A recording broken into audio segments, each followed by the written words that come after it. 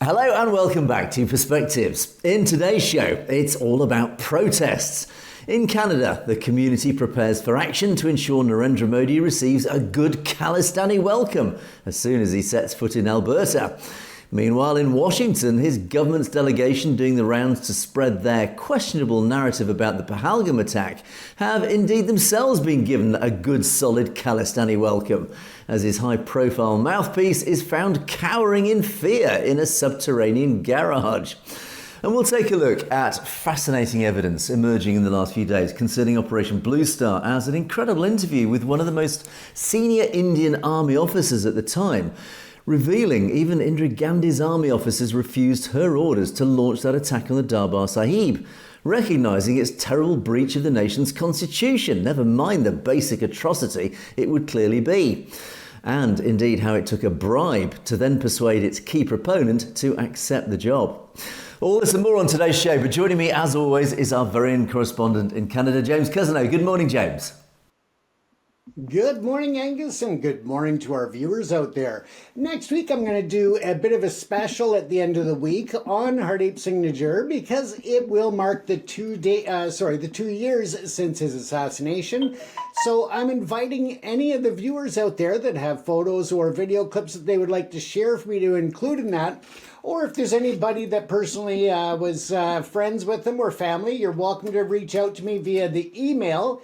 And I'll get in touch and we can do Skype, or if you're in Surrey, I can always come and see you and we can do a little interview for featuring just his memory and his commitment to the community. So once again, Angus will give you the email at the end of the show, as we always do. But thanks for tuning in again today. Indeed. And today, James and I together will be bringing you our perspectives on the daily news affecting the Sikh community across the world. And indeed, at the end of the show, we'll be taking a look at loads of great comments, which have been pouring in. So thank you for those.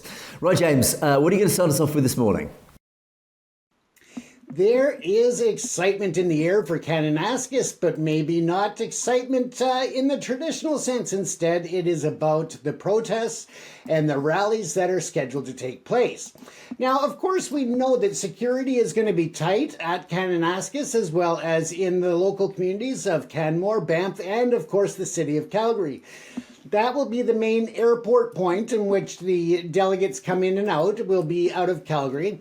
Now, what they have done actually is they're closing down sections of Kananaskis for the event. So some areas, including the town, will be either restricted access or completely blocked off to the public as a whole. In trade, what they're doing, because there's not a lot of other places around Kananaskis that you can really rally and protest, so they've designed what are known as the designated demonstration zones. And that takes everybody out of Kananaskis, though, so you're not there at the site where the conference is going on. Instead, you're an hour east in the city of Calgary. They are anticipating some areas potentially being used in Banff as well. And let's take a look at what else to expect there and where those locations will be. With that said, the demonstration zones are actually going to be set up with cameras, and the live feed is going to be actually streamed onto television screens and monitors in the facilities where the world leaders are, so they can sit there in the safety and comfort, maybe with a bag of popcorn or something, to watch what's going on outside. So let's take a look here as we look. Now, of course, as I said, it goes from the 15th to the 17th of June. It's in Kananaskis, which is at the heart of the Rocky Mountains. And if you are planning to go and protest or rally there, I do recommend that you bring a coat and a sweater. Make sure you bring warm clothing, because you are in the Rockies and it can still be pretty brisk at this time of year. Not to mention, you still can get the odd snowfall in June. Be prepared and don't say I didn't warn you. Now, there's going to be a major security presence, of course, not only in Kananaskis, but in the surrounding area. The RCMP are leading the security, of course, but then there will be members of the military and other police officers and security personnel on site as well. They may be visible, they may not be. So if you're near a restricted zone, and we'll look at a map in a moment, don't try to take a chance to go through, because there will be security, military, and police officers that will be hiding in trees. They'll be in bushes. You won't see them, but if you try to sneak through, you damn betcha that they will find you and they will get you. So don't try to sneak through to, be that person that wants to get that video for their social media feed, because it's not going to end well for you. I have personally been involved in the security and the transportation of world leaders and delegates in the past. I coordinated about 80% of a lot of the delegates for the APEC Summit 97. I've also been involved with transporting the International Olympic Committee in Vancouver when they were here prior to the Olympics.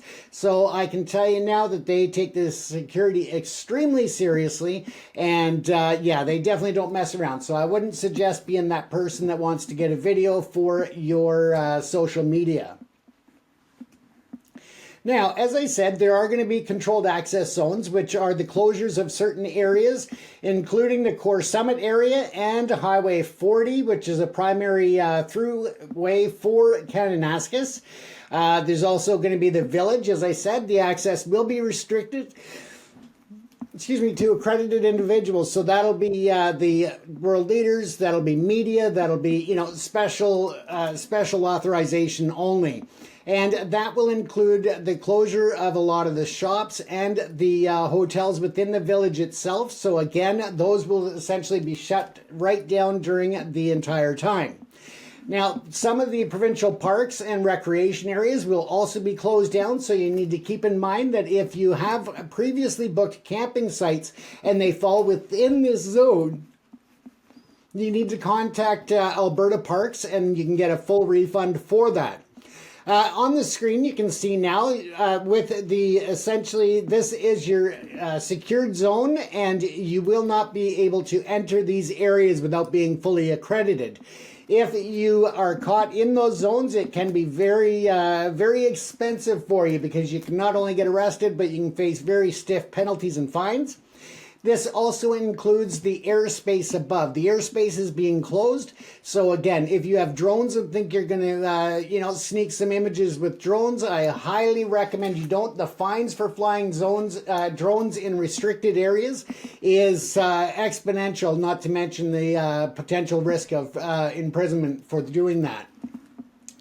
Now, as I said, you're looking at Lougheed Mountain area here on the northwest area, down towards Spray Valley in the southwest, and then again going to the east, you're looking at about Elbow Sheep Woodlands, and that is a wilderness preserve. So again, you don't want to be, coming in from that side, and again, all the way down to the southeast as well. So again, just use common sense. If it says that it is a closed off area, just heed the warnings and understand that there's a reason for it. Now, you may be just an innocent person that wants to protest or just sneak a picture or something totally innocent. But you have to understand that with world leaders there, the security cannot be, it can't be on a sliding scale. We can't expect the RCMP and the military to go, oh, that person doesn't look harmful. Oh, that person just wants a picture. They are there to prevent anybody from getting close or in that zone. So don't think that just because you're harmless, you know that, but they don't. So don't take any chances. Again, here's a zoomed out picture of the area. So again, up in Canmore, there are a lot of hotels and different places to stay there, but they're expecting that most of the hotels within Canmore and the surrounding area will be taken up by media and others. So again, you may end up not even finding a hotel in that area. You may have to go all the way to Calgary to find a hotel if there's any available in Calgary, as well as they do expect a lot of protesters, as well as media and others from around the world. And of course, this is peak tourism season as well, or going into peak season. So again, it's pretty busy as it is. Now, again, they are going to have the increased traffic. They're going to have limited accommodations and heightened security. If you are flying in or out of the Calgary airport, make sure that you are leaving yourself plenty of time, because there may be delays getting in and out of the terminals, just because of the fact that that'll be the main airport that the world leaders are coming in and out of. There may be road closures or delays as that happens. I'm assuming, but I don't know for sure, but I'm assuming that they'll probably have helicopter shuttles going from the Calgary airport to the site for the world leaders. But again, it's going to be a lot of entourage in that. Now, the economic impacts are good for some areas, but most of all, for anyone who, again, is impacted, if you are a business owner in the region that is in the controlled access zones, you can apply for compensation for being closed. So again, if you weren't aware of that, there is a way for you to do that. Just you can just Google search that on the web there, and you'll find compensation for businesses due to G7. Just put that in the search bar and you'll find the information that you need. Now, again, if you have other questions, you can always go to the G7 website at the Government of Canada. You can also go to Alberta Parks website, so you can find out if the campsite that you've reserved previously is going to be closed off, or you can also find out about trails and other recreation areas that may be impacted if you were planning to enjoy some of the area while you're there. Any security concerns while you're there, of course, just contact 911 if it's an immediate threat. If it's not an immediate threat, just contact the Calgary Police or the RCMP in Canmore, and they will be the ones to handle that. And then in terms of where to go and demonstrate, if you want to protest or rally, keep it peaceful, keep it calm, keep it respectful, and it will be Calgary for number 1 and Municipal Plaza. A lot of you will know where that is because that's where the Khalistan referendum was held, at the Municipal Plaza last summer. So that's at 800 McLeod Trail. Southeast, and then also at the East Victoria Park at 1102 McLeod Trail Southeast. So again, a lot of you in the Calgary area know where that is, but again, you can just put those addresses into your GPS. If you are putting directions for anything towards Kananaskis in your GPS or even Canmore, you better plan several routes because, again, delays or closures, you want to be aware that you could end up with those. So you want to have a secondary route. There will be an additional designated demonstration zone at the Calgary International Airport. That is at the Edward H. Laborde viewing areas. So again, if you find yourself there and you're looking for the different protest sites, those are the addresses there. Designated demonstration zone in Banff, Alberta is at the Fenlands Banff Recreation Centre. That's located at 100 Norquay Road. And again, just try to be respectful because these communities really take pride in hosting a lot of tourists all year round. But, it is their business. That is their livelihood. So please be respectful. Leave everything as you found it. Clean up after yourselves because it's not for them to clean up after protesters or anything like that. And again, keep it peaceful for the community because they, want to welcome people. They love the spending that people do. They love having people there. But again, just show some respect for them as you are there. I'm currently just trying to work out some logistics. I may or may not be in the region for the G7 summit. I'm just working on some of the logistics of it. And if I am there, I will be making my presence known at the different demonstration sites, at the designated demonstration zones. I will come by and be getting footage. And if you see me there, by all means, come up and say hello. If you want to talk on camera, you can. If you don't, then that's fine as well. Just come up and say hello. Angus, back to you. Yes, thank you. Very informative, James. And when the G7 circus rolls into town, it's very hard to ignore. It does come with a very well rehearsed, very well protected caravan of the world's leaders and all their huge entourages. Yeah, it's obviously a massive situation. The logistics are enormous, and of course, as you rightly say, the security at these events will be, well, first class. You're not going to get past security, so don't even try. Now, the cynic in me, the democratic cynic in me, looks at these designated demonstration zones. It's all very controlled, isn't it? I mean, the whole point about democratic protests is it's supposed to be disruptive. It's supposed to be highlighting, etc., etc. And it does imply this. No, we'll let you demonstrate, but only on our terms, which does sort of slightly raise my democratic red flags, thinking, well, hang on a second, that's not what democratic protest is all about. However, okay, we have no choice, ultimately. That is, we have to play the game their way. They set the rules, despite the fact we live in a democracy. But ultimately, the point is, the world's cameras, and this can be used to our advantage as a community. Because the world's cameras, therefore, will be focused on two things. Obviously, first of all, the G7 and what's going on there. But secondly, they're also looking for the stories. There are journalists, they're looking for stories to report what's interesting. So, of course, they're going to go to these DDZs, these designated demonstration zones. They're looking for people. What are you protesting about? What is your story? Tell us all about it, because we'd be happy to report it. So this is the advantage, because then it means the world's cameras will be at those zones. So get there. If you're nearby, if you are in the community and you can get there, do get there.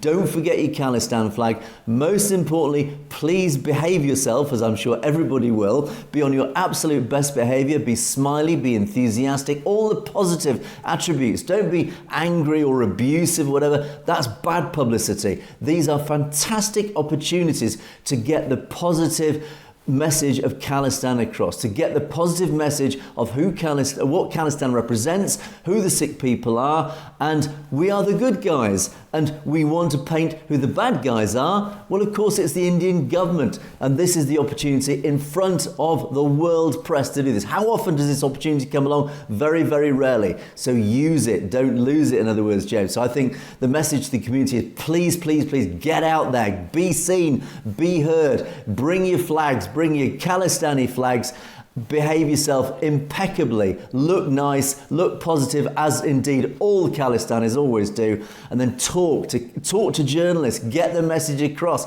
explain clearly, politely and positively and enthusiastically the wonderful, joyful news of Khalistan, because the journalists will love to hear about this and they will ask you questions, and by all means let them know the truth. That's what it's all about, James. So the message to the community is get out there, be seen, be heard, and spread the word. Exactly, Angus. And also keep in mind that there's going to be other protesters there. I expect that there will be quite a few out there to support Donald Trump. And I say that tongue-in-cheek, but I do anticipate with his flying in and out every day, I do anticipate there'll be a lot of protesters for that as well. So just, again, there's going to be different protesters and that. Try not to get mixed up if in the melees, if some stupidness happens. Just kind of back yourself out calmly and, yeah, listen to the direction. If law enforcement are called in, just follow the direction, be respectful. Don't approach officers regardless. Don't approach them, especially aggressively, but just try to give them their space as well, because they've got a job to do and they don't want to be going home at the end of the day with any injuries either. I mean, you know, they've got a job to do, but they've also got families at home like everybody else. So just try to keep it calm, peaceful, and respectful is all I have to say. And hopefully if everything works out scheduling and otherwise, then maybe I'll see you there. But let's move on, because time is ticking away and we have some top secret documents. Don't tell anyone. All right, they have been unsealed, and they are actually documents that went back and forth between various departments in the UK Parliament and the UK government back in 1984, as well as communications going out between the UK government and India, and directly with Indira Gandhi. So this is a big thing in terms of the ability to have these. But again, they've been out for quite some time. There were a lot of other documents that just seem to have somehow disappeared over time, which is very interesting because they were there, and then all of a sudden somebody said they purged them because it was time to get rid of them. And it was, very questionable as to why. Now, I might pull these up in the wrong order, but I'll just kind of go over each of these quickly so that you can get an idea as to what's going on. So here it is, a submission from the government of India. Now this is an internal between various departments in the UK government, including the Defence Minister's office.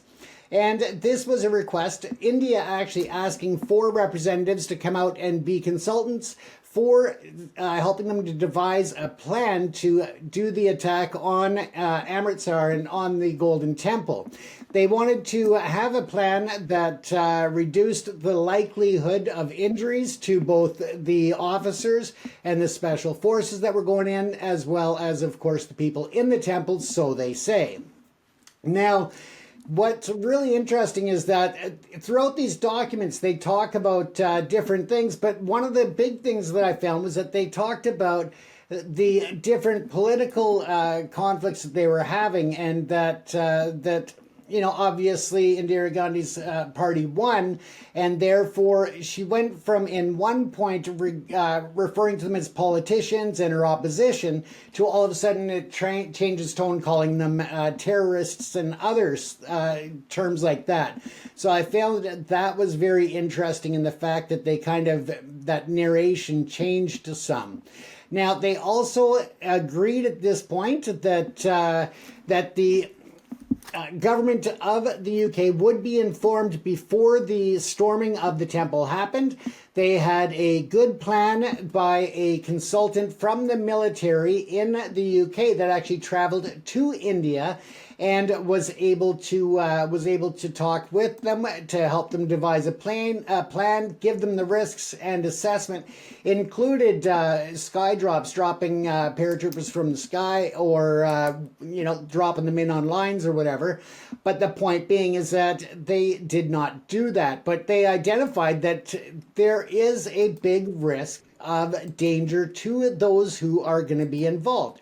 Not only the military and the police, but also to any of the people inside of the facilities as well, inside the temple.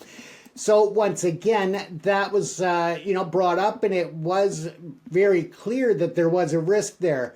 But they didn't, of course, at the end, take that into the final approach and actions that was happening.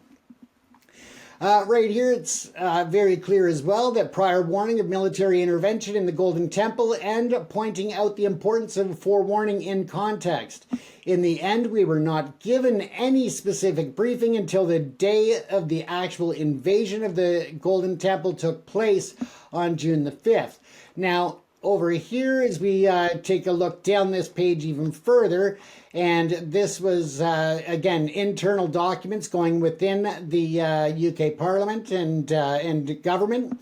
They also say that the equivalent of our intelligence coordinator asked in Delhi on the 13th, and some things are redacted here, so you'll see blank spaces, and usually it's names. But on the 13th of June, to express the gratitude, so they contacted the Indian intelligence to express their gratitude and the prompt, helpful response, which resulted in the report, although some changed once the Indian Army took over, who, using some of the Indian Special Forces, and casualties were suffered, it says. Emphasized that the large number of deaths was not of any deficiency in the plan, but was due to the Army's decision to do it their own way. So they totally disregarded the plans and the warnings of all of the risks, as well as the formulated plan to reduce the casualty count. They didn't care. They wanted to do it their way, to go in guns blazing, so to speak, and that's exactly what they did. Now, in these documents, there are also parts of it that claim that there were a lot of grenades and other weapons inside the temple, and that some of the explosions that happened were inside and actually set off by what they called the militants and the terrorists, which, were just the opposition and those that were trying to make progress for independence. Now, of course, they put it back on them, but it doesn't make sense to set off grenades in closed areas where you are trying to fight from. It doesn't make sense whatsoever in my world. Now, this next one was a message from Indira Gandhi going to the Right Honourable Margaret Thatcher. So this shows that there was, at the highest level, much intelligence that was being shared, much information and awareness and planning and foresight. Now, it says we have a troubled situation in Punjab. Of all the malefactors, those who wear religious garb are the most dangerous. As you know, the Akal Dal party lost to my party in the Congress in the general election of 1980. Towards the end of 81, the Akalis raised a number of demands, hoping to regain their following among the Sikhs.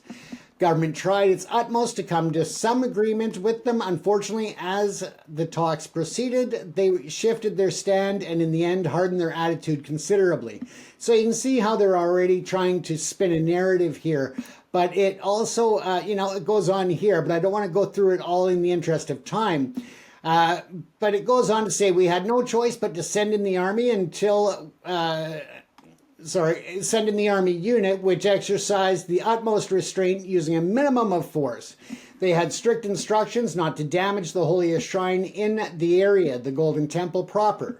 In the process, they suffered heavy casualties. Well, that is contradicting what was stated in the previous document, that the army took control and did it their own way, that they didn't adhere to any of the warnings, any of the restrictions, and they didn't go to the plan that was in place.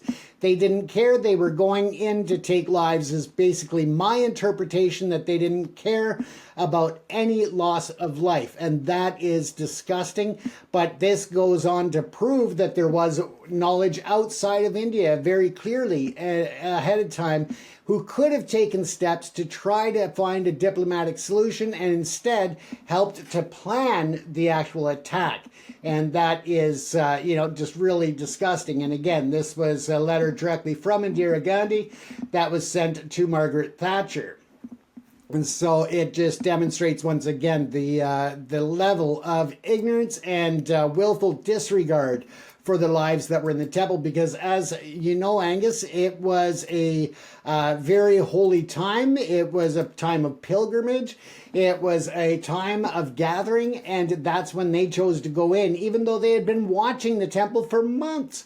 For months, like almost a year, they'd been watching what was going on there, and they chose that time when it was so jam-packed full of people that were there for religious purposes in such a religious time. They knew it, and they still chose that time to go in. So I don't believe that they had any concern to try to mitigate losses, to try to mitigate or reduce injuries. I think they went in there with an intent to massacre people, and that is what I get from these documents. And that's my opinion. Others may disagree with me, but that is the way it is. Now, they go on to say about the ground renaissance, recommending that they be flown in on helicopter. Again, it was very clear that they did not give much thought to how they should root out the extremists beyond applying a sledgehammer to crack a nut. Again, showing that they just wanted to go in with full force and open violence and no controls. And this was the military consultant from the UK government who traveled to India to consult with them. And again, he said they had not really any plan. They just wanted to go in and just have guns blazing. Now, it should be also noted that in this one, it says he was able to advise the Indians of a realistic and workable plan, which Mrs. Gandhi approved on her return from Moscow on the 16th of February. So again, this goes back to February the 16th of 1984. So it shows how long they had been working on this. Again, absolutely no excuse whatsoever to do it during such a holy time when so many people were there. But this is what I really wanted to finish up with, Angus, is that let's take a look at these 3 points here that I thought were very important. Wade Gary, who's most impressed by the officer, made 3 points to him at the beginning of his visit. Number 1, the reaction to the Indian request can have Anglo-Indian relations nothing but good. So it'll do them great in terms of relationships, for trade, all of that. Number 2, it was therefore vital that there should be no leak about the visit. If there were, it would be extremely embarrassing for both sides. And if the leak sprang from us, the Indians would never forgive us. Now, that's talking about the consultants that went over on behalf of the UK military to consult and help them plan a strike against the Golden Temple. Again, this is very clear that they're worried more about being embarrassed in the public eye and their relationship with India than they were about the lives that were about to be destroyed.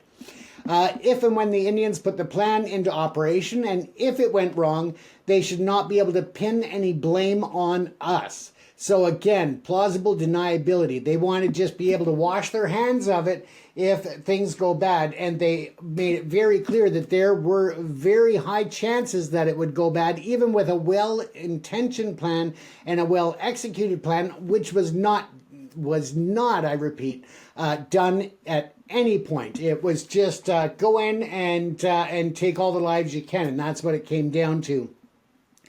And yeah, the other documents there, it just goes on to state that they don't want the public to know because any of the Sikh community in the UK will be upset with them. And yeah, so it just goes on to show that there was a clear and knowledge in the UK government that allowed this to take place. And now we need to get to the bottom of it even further. But this encourages the need for the investigation, Angus. Yes, and of course this is the subject of a huge amount of lobbying by the Sikh community here in the UK, is that the Labour government promised this inquiry into British involvement in 1984 and Bluestar, which still hasn't obviously been delivered. What we do know is at least what is in these documents. Now, we have a 30-year rule here in the UK, which means that government documents are sealed for, generally speaking, for 30 years before they can then be released to the public for public consumption.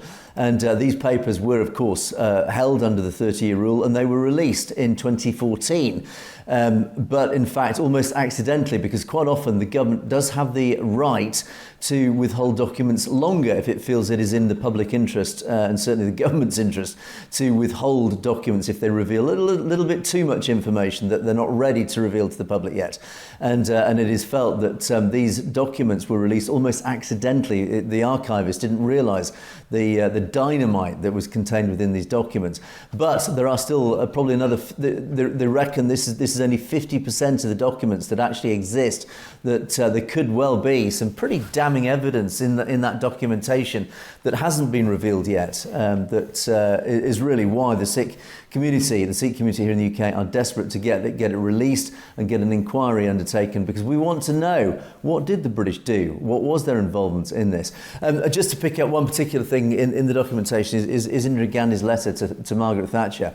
Talking about a narrative, it is a carefully crafted narrative that actually time and truth has been revealed over time, and all the evidence has emerged from all sorts of different sources. We know that letter to Margaret Thatcher from Indira Gandhi was absolutely full of complete and utter incredible nonsense, and I use the word incredible in its literal sense. It was not credible.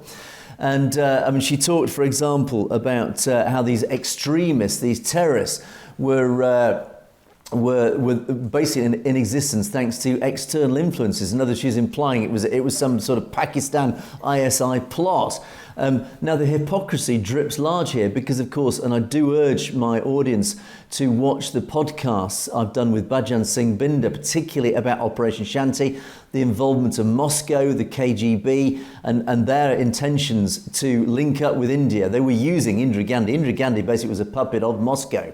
So essentially, this whole attack on the Sikh community and the Darbar Sahib was orchestrated effectively by Moscow, because it was the Sikhs that were standing in the way of Moscow, of the Soviet Union's ambitions in the region. They wanted to sweep down through Afghanistan into Pakistan, remove President Zia at the time, and take control of that whole region, link up with Indira Gandhi. That was their intention, but the Sikhs stood in the way. So basically, Indira Gandhi was a puppet of the KGB. So talking about outside influence, it wasn't Bhindranwale that was being influenced by the outside, it was Indira Gandhi herself. And She also talks about how religion is used in India. It can often be used for political purposes, and she believes this is the whole case here. Well, again, how hypocritical. And again, it has such modern connotations of how religion is now being used for political purposes. And then she does actually, even in this letter, she says she instructed the army not to pour their attention, the military hardware, on the Akhal Takht, of course, the most sacred of holy sites within the complex itself. And she actually claimed in her letter to Thatcher that most of the damage done to the Akhal Takht was primarily done by their own grenades, by Bhindranwale's men themselves. Really? So it was nothing to do with the line of 9 or 10 tanks lined up in front of the Akhal Takht that then fired over 80 high explosive shells into the Akhal Takht. No, it wasn't that. It was Bhindranwale, apparently, according to Indira Gandhi, who caused the damage to the Akhal Takht. So again, it's just that letter from Indira Gandhi, just as time has proven, was absolute, utter, fake narrative nonsense. And it just proves how Indira Gandhi, and I hate to say this, she brought about her own assassination, her own downfall, because as it turns out, she was pretty, simply speaking, a bad person. I can't put it any better than that. She was the architect of her own demise, I have to say, and that letter just proves it all. So yeah, very interesting, James. And as I'll talk about my story again, talking about truth coming out, it adds another layer of context to what was going on behind the scenes here, James. Absolutely, Angus, and I'll leave it at that in the interest of time here, because I could go on about these letters for quite some time, believe me. Yeah, indeed. They're absolutely fascinating, these, and we do hope this inquiry is eventually launched, because we would like to know really more of the truth of what went on between India and the UK. But what we do know, in India, an interview was released. Was released just a few days ago on YouTube, on a YouTube channel. Yeah, so this interview was released on YouTube just a few days ago, and it appeared on the channel Lex Concilium, and it was an interview of retired Army General General V.N. Sharma. He's 95 years old now, and he was at the time the Additional Director General of Military Operations, the ADGMO, in the MO Directorate at the time of Operation Bluestar in 1984. Now, he's actually been interviewed, and he's revealed a lot of what went on behind the scenes between Indira Gandhi and her staff and the military. And it's quite a lengthy interview. I do urge people to go watch the interview because I think it's about 20 minutes long, and it does reveal a lot of information. But basically, to summarise, what he actually said was that he says Indira Gandhi, of course, got this whole Operation Bluestar in motion. She was very keen to launch this military assault. But leading up to it, she of course realised she needed to remove Bhindranwale. The whole point was Bhindranwale was the main issue here.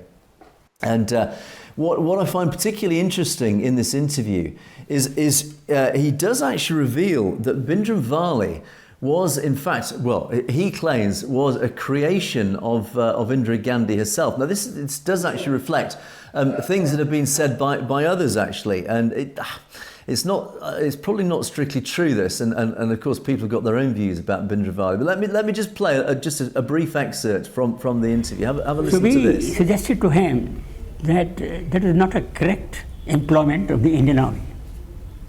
We explained that according to the Constitution, the Indian Army cannot be used for political purposes. Yes. By any government. So, if she wants to remove Bhindranwale, whom she has established in Amritsar, politically, to remove the Akali government, and now he has gone too big for his boots and not listening to her, and she wants him removed. And earlier than this, the Punjab police has acted, maybe a year earlier. The Punjab police had acted against Bhindranwale because they had a DIG called DIG Atwal, yes, who came outside the Golden Temple gates and demanded that so-and-so criminals which are hiding inside be handed over to me outside here. Yes. That's the way the police functions. Yes. And one of the terrorists from the Golden Temple shot him dead. Yes. After which the Punjab police, armed police, decided to act against Bhindranwale and the Golden Temple. When Indira Gandhi came to know, she stopped them. She said, you don't do that. This is a political problem. Don't intervene. So the Punjab police said, all right, since you got it, we will not intervene. Yes. Okay? Yes. Now a year later, when she wanted Bindranwale removed, she asked the Punjab police, now you're going to take him. They said, sorry, when we were to take him out, when Atwal was killed, you refused to let us. Now we will not bother. They declined? They declined. Sure. Rightly so, of course. Police chaps also have to have the guts to see that the politics should not intervene in their normal duty, right? Where that goes, we don't know in this country, but even now we should notice that there's a lot of political interference in police action. So, she wanted the army to go in. So basically, in the lead up to Bluestar itself, the implication here, there was an incident of Bindranwale's men shooting some guy just outside the temple complex. And the police wanted to go in and arrest Bindranwale, or the people who were involved in this. And Indira Gandhi herself stepped in and said, no, don't get involved. This is a political problem. In other words, turn away, ignore it, which in itself is an interesting insight into what was going on at the time. Why did she stop the police going into the Golden Temple complex? She claims because Bindranwale was a political issue, nothing to do with law and order or even terrorism or other. It was all to do with the fact that he was, as the implication is that he was a tool of Indira Gandhi. She had created Bindranwale as a political player in this grand game, in this great game at the time. Now, what the army chief then goes on to say, and this is where it starts getting really interesting, is that instead, later on, and this happened about a year before, later on, he said that Gandhi then came to the police at the time when she realised that Bindranwale was, in his words, getting too big for his boots, is that Indira Gandhi then went to the police and said, right, I want you to get in there and remove him. And the police said, no chance, no, we're not doing it. So she said, okay, right. So she then went to the army. And this is, of course, where the retired General Sharma comes in. Because, of course, he was one of the key advisors in the army at the time. And so Indira Gandhi came to the army, called in the army chief and said, right, I want you to remove Bindranwale. And he says the army chief arrived then, after seeing Indira Gandhi, arrived at his office, the MO, the Military Operations Office, and spoke to them and said, Gandhi wants Bindranwale removed, wants the army to remove him. And they said to him, we suggested to him this was not a correct employment of the Indian Army. We explained that according to the Constitution, the Indian Army cannot be used for political purposes by any government. In other words, he's basically said, no, this is a political situation. She cannot use the army basically as a tool to push a political agenda. We are the army. We protect the nation. We're not here just to do the military bidding of a leader internally within India. That's just, for political reasons. That just is not right, and it's anti-constitutional. So they basically said, no, you cannot do this. And again, he refers to how it was a political stunt to put Bindranwale in place into where he was. But of course, it was then another political stunt to remove him by force using the army. That was the basis of his argument, saying you cannot use the army. As you, by your own admission, Bindranwale is a political problem. You can't then use the army to remove him because he is a political problem. And he said, General Sharma goes on to say that the army chief, General Vaidya, was told by the MO, directorate officers, including himself, that the army should then not intervene. He said, she is the boss, Gandhi is the boss. When the boss says to jump, you have to jump. But he then said, we said, no, you are a constitutional authority, the army chief. You have to ensure the constitution is not violated. Now, one option is go to the Supreme Court and ask them to rule legally. Is this a legal act? Is it a legal order that we must follow, or is it not? So the army chief then goes on to say that General Vaidya went back to Gandhi and said, look, the MO has said, no, we can't do this. The PM, Gandhi, then decided to approach a different army commander, the Western Army commander, Lieutenant General K. Sundarji, and ordered him to get the operation done. He himself was apparently a little bit reluctant to start with.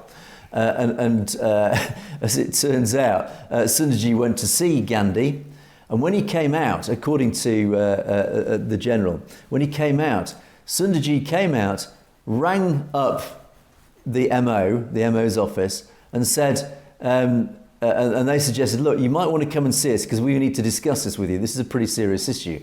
He replied, I'm not interested in you people. I've got my orders and I'm going to do it. And as he admitted, and as it unfolds in the interview, it turns out that basically Gandhi had said to him, if you do this, I will promote you to the chief of the army. Basically, he was bribed with a massive promotion because basically all the other officers had refused to undertake this. The rest of the army officers, and particularly the military operations directorate, basically the decision makers in the army, they had said, no, you must not do this. This is a political act. It goes against the constitution. Aside from the fact that it would potentially be an absolute atrocity, they said, no, you cannot do this. Yet in steps Sunderji and says, I will do it, because basically he'd been bribed with a massive promotion. And as the general said, the Indian Army officers' training during command is to be an independent officer. If you find something wrong, don't do it. It is not a question of disobedience of orders. It is a question of obeying orders despite their better sense, because they are yes men and they want their promotion. So he made a very overt dig at Sunderji, basically saying, look, you basically failed your duty as an officer, as as an Indian Army officer. You have failed because basically you have been bribed to undertake an order that you know full well is both immoral and goes against the absolute principles, the constitutional principles of this country of India. So again, so the insight there, James, is absolutely fascinating. This interview, I do urge people to go watch this interview. This guy knows. This guy was there on the ground at the time. It turns out the Indian Army itself were not in support of Operation Bluestar. They were used as a political tool by Indira Gandhi to launch this outrageous assault on the complex. So the Indian Army itself said, no, we do not want to do this. This is wrong. We know it's constitutionally wrong. We also know it is immoral. It is morally wrong, Operation Bluestar. As a result, it took a rogue army officer, Sunderji, to basically be bribed to do it.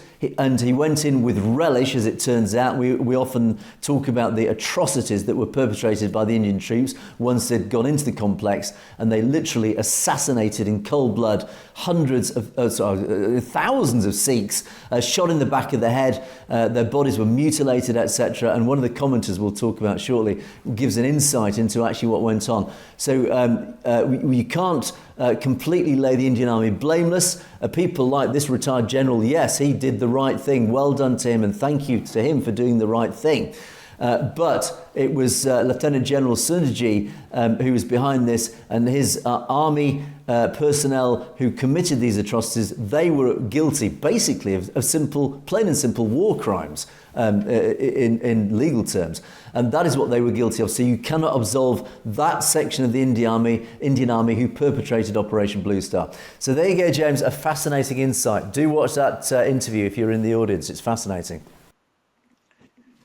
Yeah, absolutely. And in the interest of time, again, I'll keep it short, but I think that it really goes in and ties into those documents that the top secret documents that really just prove that they wanted to cover it up before it even happened.